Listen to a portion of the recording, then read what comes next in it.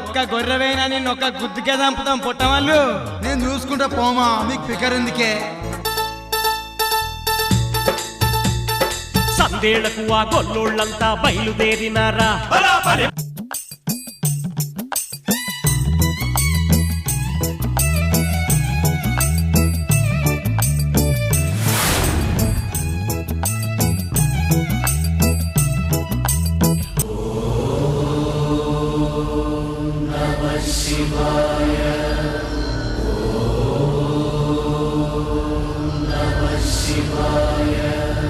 మంద దగ్గర మల్లన్నానే కాపలుంచినారా.